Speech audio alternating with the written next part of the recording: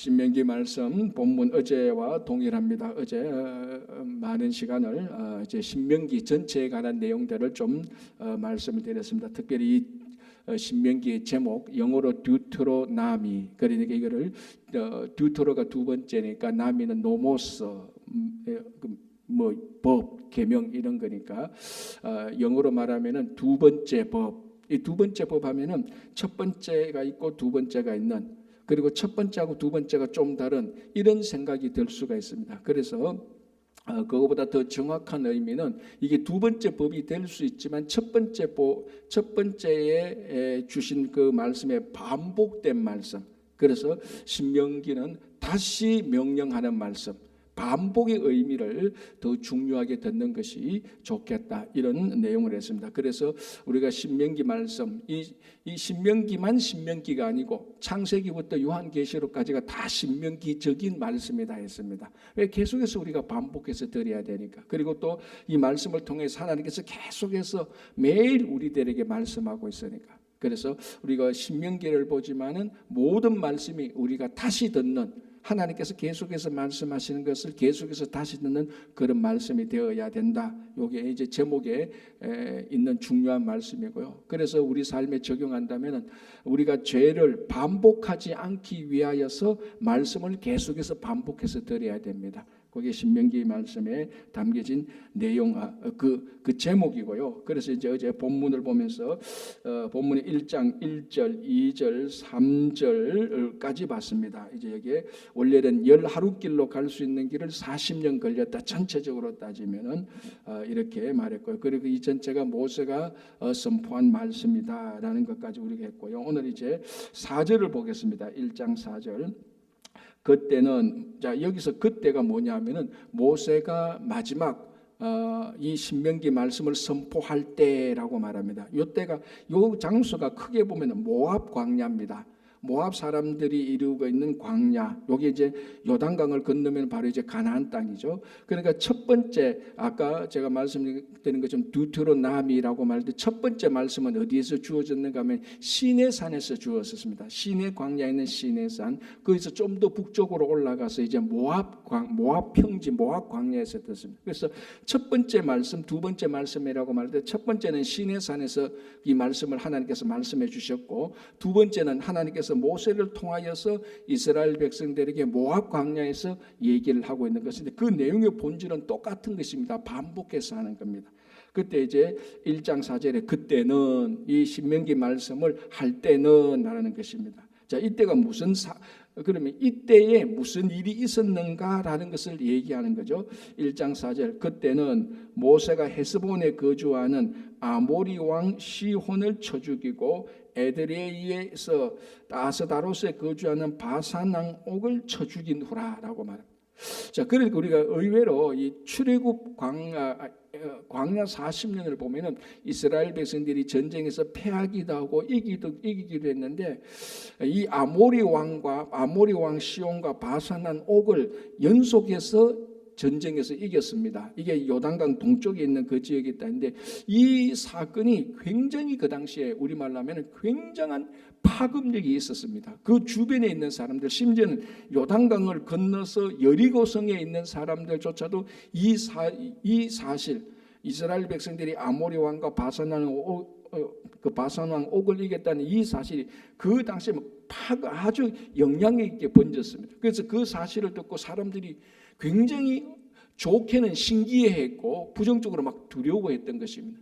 왜냐하면 도대체 이스라엘이 어떤 민족이기에 바산 왕과 아모리 왕을 연속적으로 이겼느냐는 겁니다. 왜? 이 바산 왕과 아모리 왕은 그 당시에 요단강 동쪽에서 굉장한 파워를 형성하고 있었고, 이 사람들이 모압 사람들이 이 사람들하고 전쟁에서도 졌던 그런 경험. 그냥 아주 싸움 잘하는, 전쟁 잘하는 두 왕을 연속해서 이긴 사람들, 즉 이스라엘 사람들은 누구냐?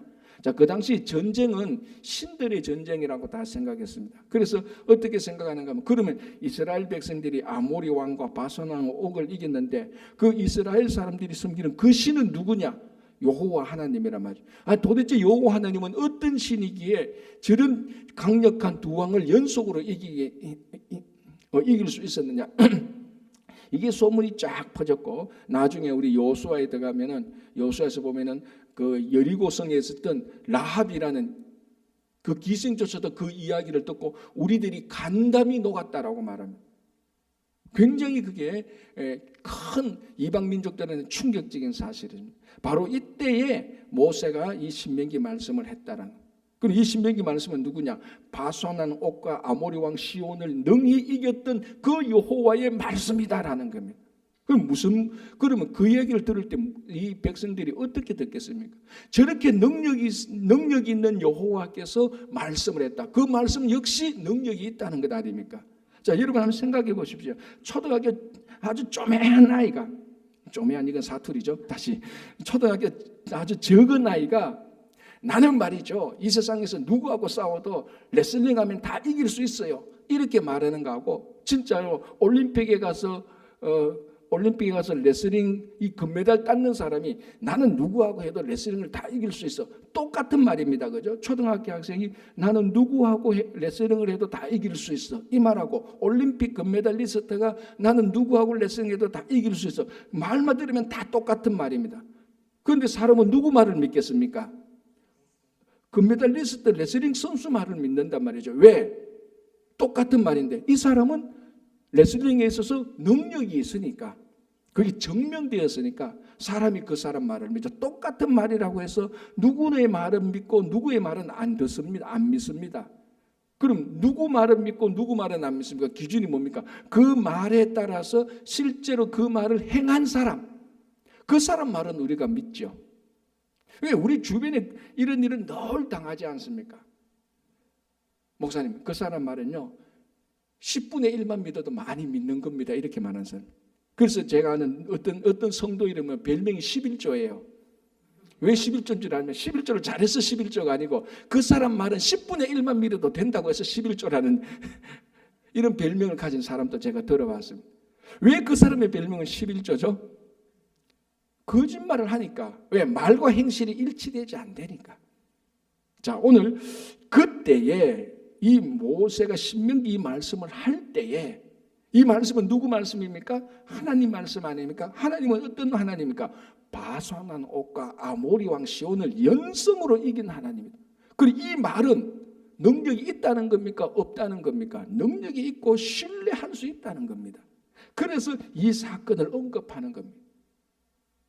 이 이스라엘의 하나님, 이 말은, 이 이스라엘의 하나님 여호와의 이 말씀은 실제로 능력이 있는 말씀이다, 그리고 신실한 말씀이다라는 것을 알려주는 거예요. 그래서 민수기에서 일어났던 일, 아모리 왕과 바산한 옥을 이겼던 그 여호와 하나님의 말씀이다라고 얘기하는 거죠. 4절에 그래서 그때는 4절 첫 부분에, 그리고 마지막 부분에는 쳐 죽인 후라, 이 말도 굉장히 거칠죠. 쳐 죽인, 완전히 이겼다는 말이죠. 그죠? 자, 5절 보겠습니다. 모세가 요단 저쪽 모압 땅에서, 자, 저쪽 이쪽 저쪽 어제 얘기했습니다. 굉장히 아무것도 아닌 단어인데 깊이 생각하면 굉장히 중요한 단어라고 그랬습니다. 원칙적으로 하면 요단 이쪽이라고 말을 해야 되잖아요. 그죠? 어제 말씀드린 것처럼 다시, 왜? 다 요단강 다 같은 쪽에 있는데 말하는 사람은 요단강을 건넌 쪽에서 말하는 이런 형국이란 말이죠. 그러면은 이 말씀의 중심은 요단강을 건넌 것을 전제로 하고 얘기하는 것. 그리고 말씀의 중심은 이 이방 땅이 아니고 하나님께 약속의 땅에서 하는 중심, 약속의 땅에서 바라보는 관점. 그러니까 이 저쪽이라는 이 단어 하나, 이 지리적인 이 단어 하나가 어쩌면 하나님의 약속이 이미 성취되었다라는 것을 선포하는 말하고 똑같은 것입니다. 어제 충분히 설명했기 때문에 넘어가고요. 모세가 요단 저쪽 모압 땅에서 이 율법을 설명하기 시작했다. 아주 설명이란 말이 이 성경에서 자주 나오는 말이 아닌데 이 부분이 나옵니다. 설명했다.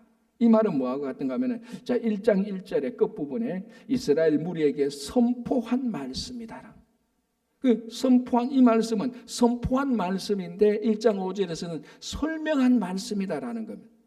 그럼 뭐냐면은 선포한 말, 하나님의 선포한 말씀 가운데, 선포되어진 말씀 가운데 하나님의 말씀이 어떤 내용이다라는 설명하는 내용물, 콘텐츠가 있다는 겁니다.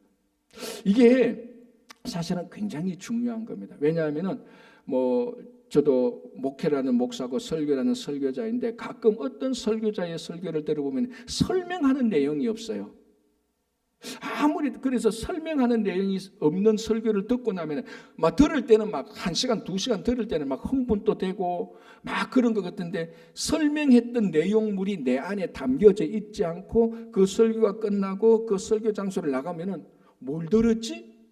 왜? 설명을 들었던 내용물이 내 안에 축적되지 않았기 때문에 들을 때는 뭐 있었는 것 같은데 나오면은 뭘 들었지?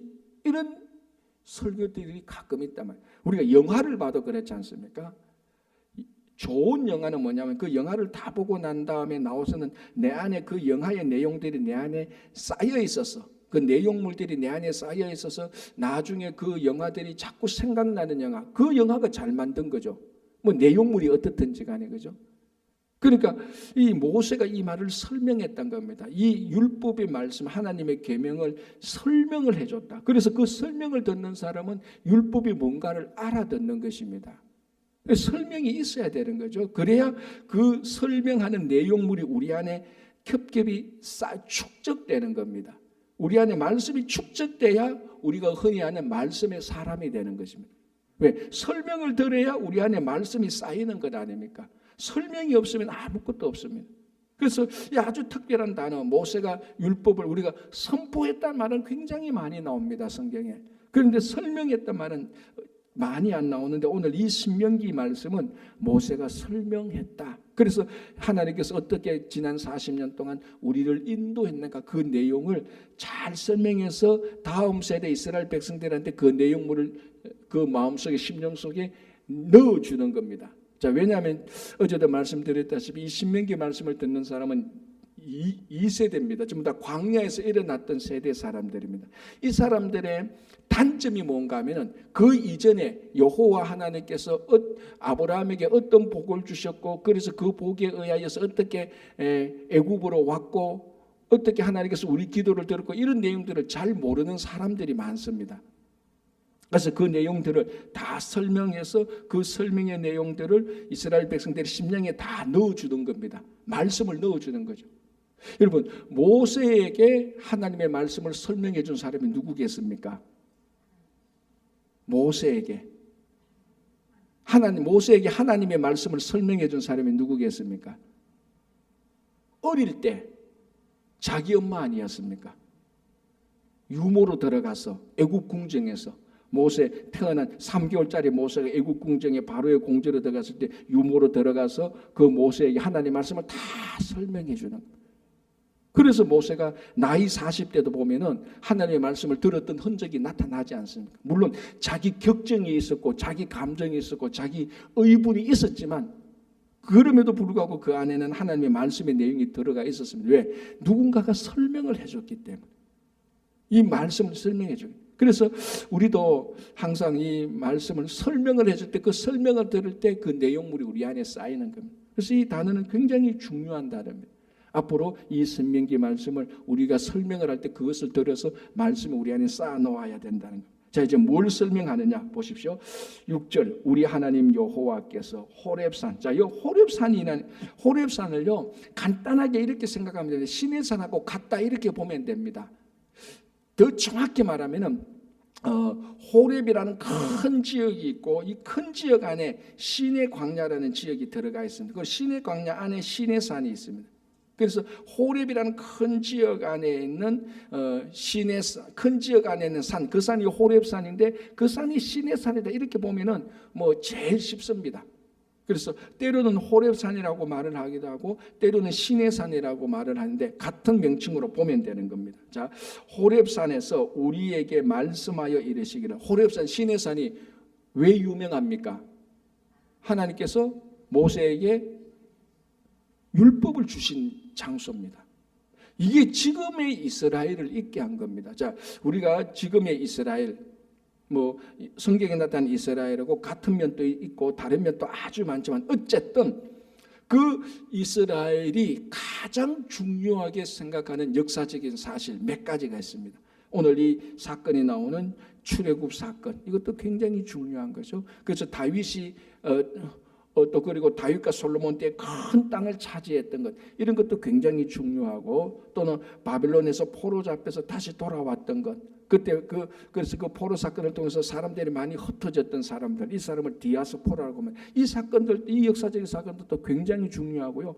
그러나 무엇이라 그래도 제일 중요한 사건은 하나님께서 이스라엘 백성들을 선택해서 율법을 주신 사건입니다. 그 율법을 받은 장소가 뭐냐? 호렙산입니다.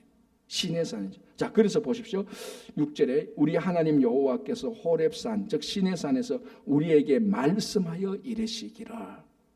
그곳에서 율법을 주고 말씀했다라는 겁니다. 너희가 이 산에 거주한 지 오래니. 자, 이 산, 자, 과거를 말하는 거죠. 이 말씀을 받은 산에서 거주한 지 오래였다라고 말합니다.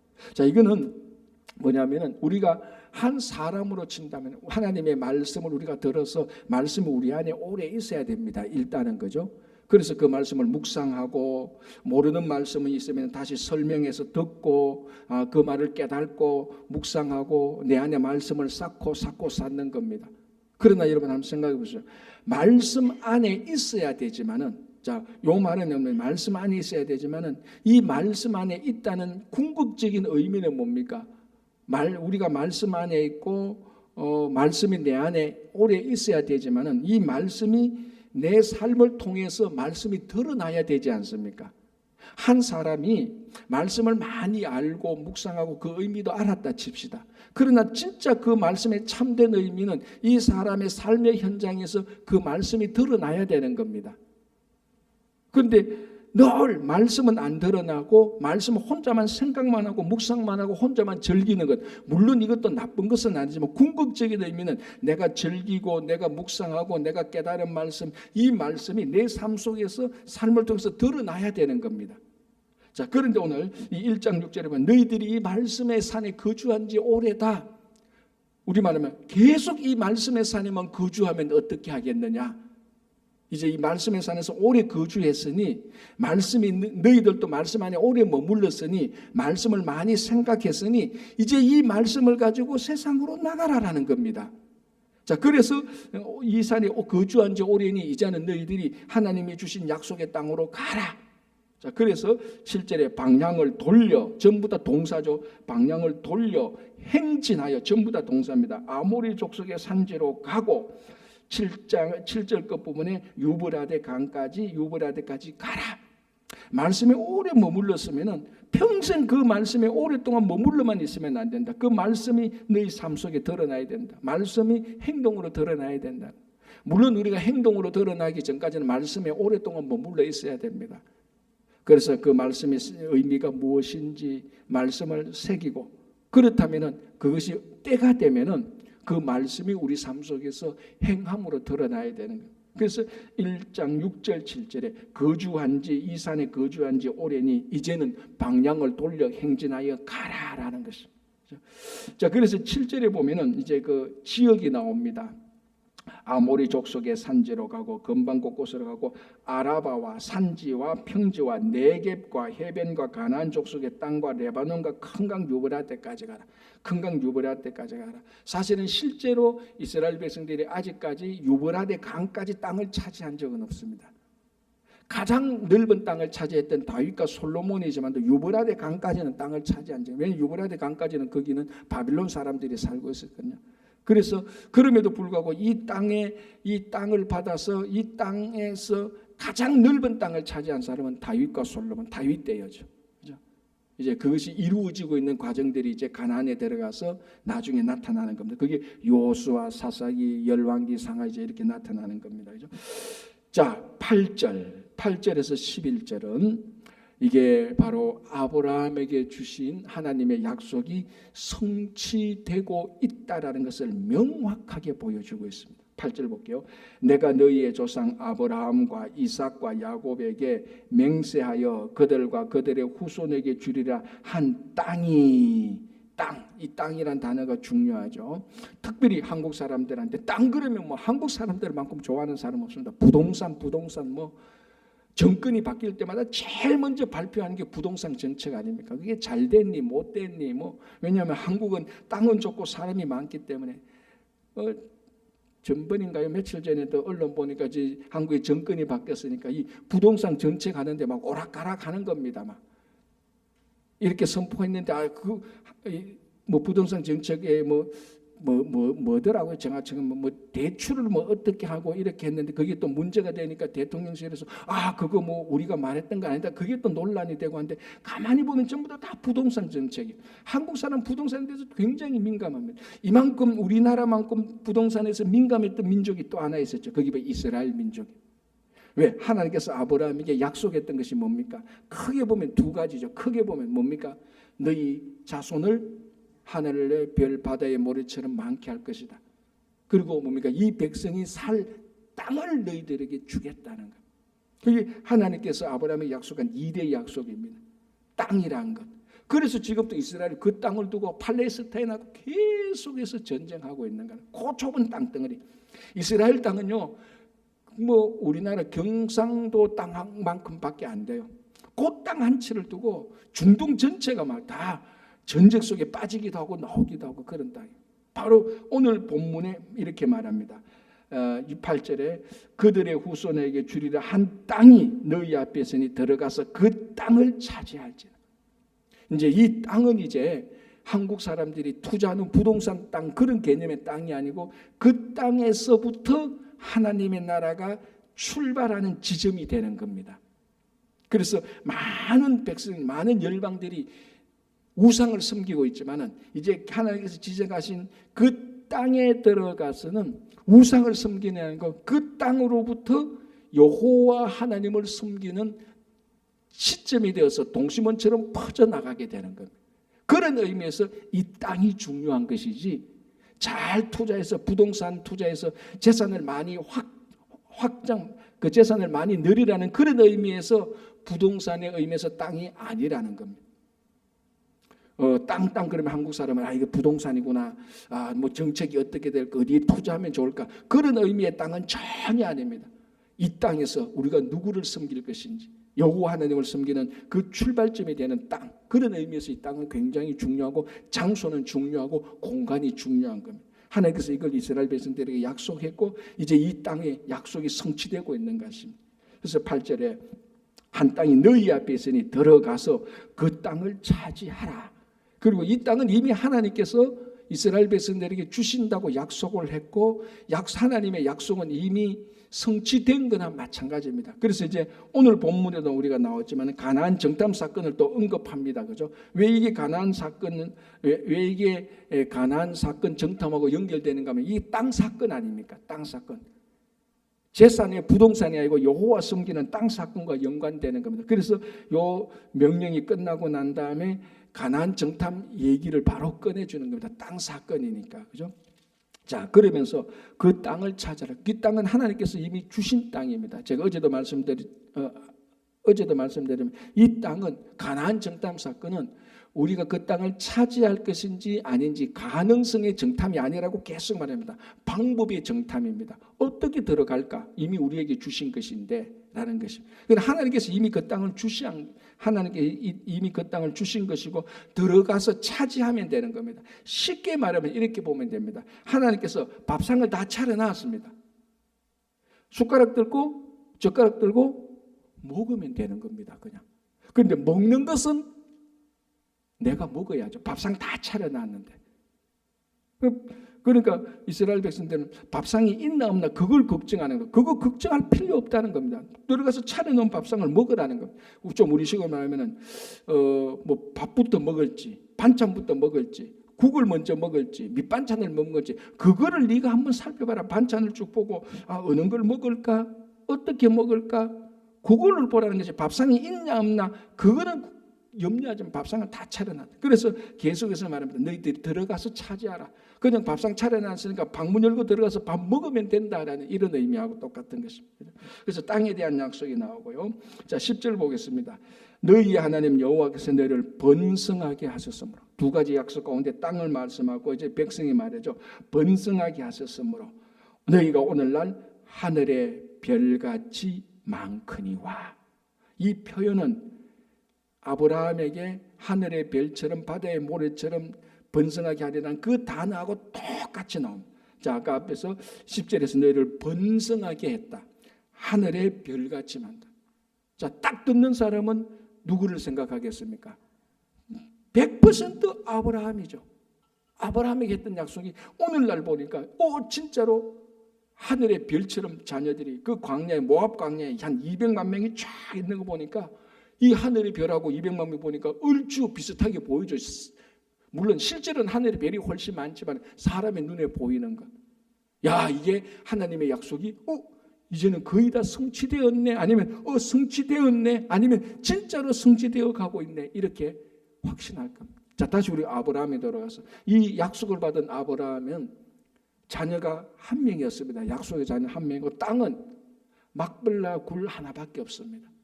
은 400세겔 주고 자기 아내 사라를 위해서 구입한 땅 하나. 그런데 한 사람이 어마어마한 약속을 받았던 사람이 죽을 때는 자녀 한 명이고 막벨라 굴 그거밖에 없습니다. 아주 미세했습니다. 그러나 이 미세한 아주 조그만 한 명과 막벨라 굴 이것을 절대로 무시하면 안 된다.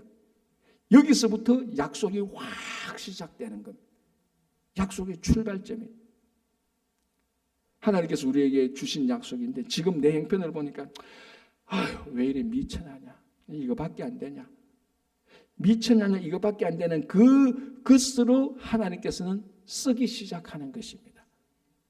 아브라함에게는 한 명의 약속을 통해 이삭 한 명이 있었고 막벨라 굴이 있었는데 그게 오늘 신명기를 보니까 하늘의 별처럼 자녀들이 되었고 이제 하나님께서는 가나안 땅을 약속의 땅을 다 이미 주셨고 들어가서 차지하기만 하면 되고 이것이 이스라엘 백성들의 이야기, 이 역사적인 사실이지만 오늘날 우리들에게 개인적인 삶 속에서도 그대로 일어나는 겁니다. 그렇구나 감동만 받는 게 아니고 믿음으로 우리가 받아들이는 것입니다. 그렇죠? 자, 그리고 11절 끝부분에 11절을 보겠습니다. 너희 조상의 하나님께서 너희 조상의 하나님 여호와께서 너희를 현저보다 1000배나 많게 하시며 너희에게 허락하신 것 같이 너희에게 복 주시기를 원하노라. 자, 세 번째 단어가 복이죠. 우리 창세기 12장 1절에서 3절의 말이 여기 똑같이 나오는 겁니다. 하나님께서 하나님께서 아브라함에게 복 주신다. 그래서 아브라함에게 복 주는 자에게 복 받고 아브라함을 저주하는 자에게 저주를 받을 것이다. 그래서 아무도 아브라함에게 대해서 저주를 못하는 겁니다. 왜? 저주하면 그 저주가 자기 저주가 되니까. 그럼 모든 사람이 아브라함에게 복을 선포할 수밖에 없습니다. 왜? 그래야 그 복도 그 자기도 복되니까. 아브라함은 복의 통로가 되는 겁니다. 그렇죠? 그래서 이 창세기에 하나님께서 약속했던 말씀은 결국 이 신명기에서 물론 실제적으로는 여호수아에 들어가서 이제 되는 거죠. 그 땅에 자기 발을 닿으니까. 그러나 이미 신명기에서 하나님께서 약속을 주셨다, 땅을 차지했다고 이미 이루어진 것과 마찬가지가 되는 것입니다. 그렇죠? 자, 12절 보겠습니다. 그런즉 나 홀로 어찌 능히 너희의 괴로운 일과 너희의 힘겨운 일과 너희의 다투는 일을 담당할 수 있느냐. 자, 이제 이렇게 사람들이 많이 일어나니 많이 생기니까 여기 또 현실 속에서는 문제가 생깁니다. 무슨 문제입니까? 사람들이 많으면 그만큼 문제가 많죠.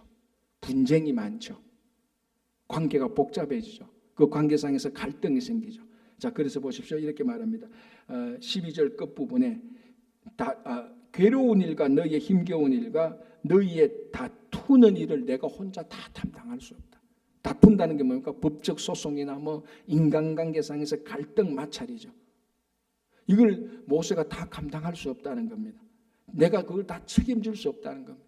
혼자니까. 자, 그렇게 해서 이제 13절에 보면은 어떻게 합니까? 지혜와 지식 있는 자가 그리고 유명한 자들을 세워서 천부장과 백부장과 50부장 세우고 또 재판장을 세워서 재판하게 되는 이제 그러니까 국가적인 이제 그 시스템이 갖추어지기 시작한 공동체 시스템이 갖추어지기 시작하는 출발을 얘기하고 있는 거예요.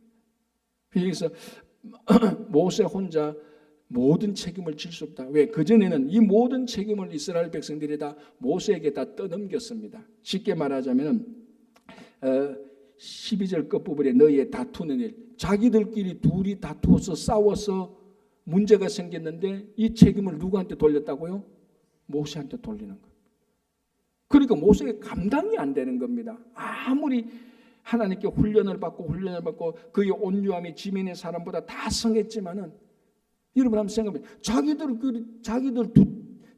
둘이 3명 4명이 싸워가지고 이 책임을 전혀 상관없는 모세한테 네 때문에 우리 싸웠다 이런 식으로 말을 하는 거하고 마찬가지. 모세가 감당을 못, 너무 힘든 겁니다. 그래서 자 9절에도 보십시오. 그때 내가 너희에게 말하여 이르기를 나는 홀로 너희의 짐을 질 수 없다. 이렇게 말하고 12절에 다시 나 홀로라는 말이 계속 홀로. 지금까지는 그 모든 것들을 모세가 홀로 다 책임지는데 이게 이제 감당이 안 되는 겁니다. 지도자의 고민이 충분히 나타나는 거죠. 지도자의 가장 고민은요, 몸이 피곤하고 이런 건 아니에요. 책임을 함께 나누어 질 사람이 없다는 게 그게 가장 고민이죠. 야, 이 문제가 생겼을 때 이 문제를 가지고 누구하고 공동 책임을 질 수 있는 사람에게 같이 이 문제를 나누고 문제를 어떻게 해결할까 상의하고 책임을 질 수 있는 사람이 없다는 게 최고 지도자들에게 가장 힘든 겁니다. 이 모세조차도 그게 힘들어서 견딜 수 없다고 말해요. 인류 최고의 지도자인 모세조차도 자기들끼리 싸워가지고 모세 네가 책임지라고 말하니 그건 뭐 누구도 할 수 없는 일. 이렇게 너무 힘드니까 이제 모세가 1000부장, 100부장, 50부장을 이렇게 세워서 같이 책임을 지고 같이 이제 리더십을 발휘하자 해서 이제 체제가 이루어지는 것입니다. 그렇죠? 자, 그래서 이제 16절에 보면은 내가 그때 너희의 재판장들에게 명하여 이르기를 너희가 너희의 행제 중에서 송사를 들을 때 쌍방간에 공정히 판결할 것이며 그들 중에는 타구인대로 그래야 할 것이다. 그러니까 16절을 보면은 이 재판의 문제가 얼마나 중요했다는 것을 알 수 있습니다. 수없이 많은 문제들 가운데 가장 모세가 힘들어했던 것이 바로 사람들 간의 분쟁, 그것을 가장 공평하게 해결해 주는 일, 그것이 공동체에서 가장 중요한 가장 모세가 힘들었던 일이었다는 것을 알 수 있습니다. 그래서 17절에 재판은 하나님께 속한 것인적 하면서 이제 재판에 대해서 그 기준을 이제 정하게 되는 것입니다. 요건 좀 할 이야기들이 많고 중요하니까 내일 우리가 이 부분부터 우리가 다시 보면서 한 말씀을 또 같이 보겠습니다. 자, 이렇게 해서 모세가 이제 하나님의 말씀을 설명하기 시작합니다. 이 설명했던 내용들이 이스라엘 백성들의 마음속에 심겨지고 우리 속에서도 말씀이 계속해서 심겨져서 계속해서 쌓여서 말씀의 사람들이 되시기를 간절히 바랍니다. 기도하겠습니다. 하나님 아버지 감사합니다. 오늘 또 신명기를 통하여서 모세가 설명한 하나님의 말씀을 우리가 듣습니다. 이 말씀을 듣고 이 말씀에 오래 거주하지만 또 오래 거주한 이 말씀을 가지고 우리 삶 속에 현장 속에 가서 우리 삶을 통하여서 말씀이 나타날 수 있도록 도와주시옵소서. 여름입니다. 날씨가 덥습니다. 몸이 연약하신 분들 주님께서 꼭 지켜주시고 인도해 주시고 우리 천국의 어린 자녀로부터 어른에게까지 다 살펴주시고 특별히 선머스쿨이 진행 중에 있습니다. 하나님께서 안전하게 지켜주시고 이 선머스쿨을 통하여서 또 이 지역 사회에 이 교회가 해야 될 사역을 잘 감당할 수 있도록 도와주시옵소서. 선머스쿨 수고하는 모든 손길들 주님께서 함께 하시고 그들 피곤치 않도록 도와주시옵소서. 주님 오늘 또 우리 모든 성도님들의 자녀들, 가정, 일터, 교회 위에 주님의 풍성한 은혜를 더하여 주시옵소서. 감사하며 예수님 이름으로 기도합니다. 아멘. 자, 이렇게 기도하시고 돌아가시기 바랍니다.